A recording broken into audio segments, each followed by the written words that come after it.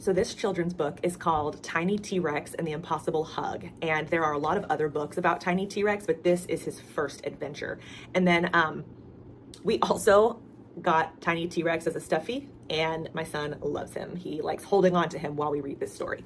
I will say, so it's a hardback book with paper pages, so definitely not one where I would trust putting it in the hands of my 16-month-old. Essentially, this story is about this tiny little T-Rex who is very, very small in stature compared to his family, and his best friend Pointy is feeling sad.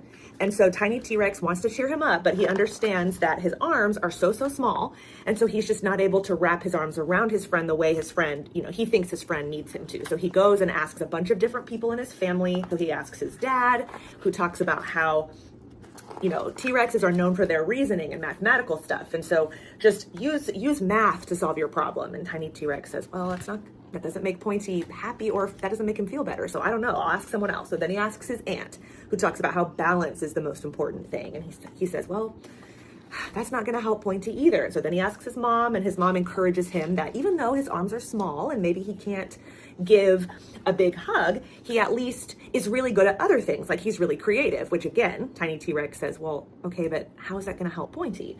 So then he talks to his sister and brother, and they talk about how it's so important. If you want to try to do the impossible thing, you have to practice and practice. So he plans a strategy, he works out, gets stronger, he practices hugging all kinds of things.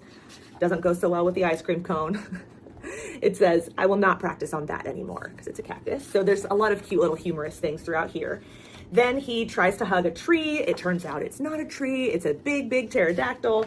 Then he realizes as he's falling that as long as the intention behind his hug is loving, and as long as it's the best hug he can absolutely give, it's exactly what Pointy needs. And so he gives him a hug, and Pointy feels better.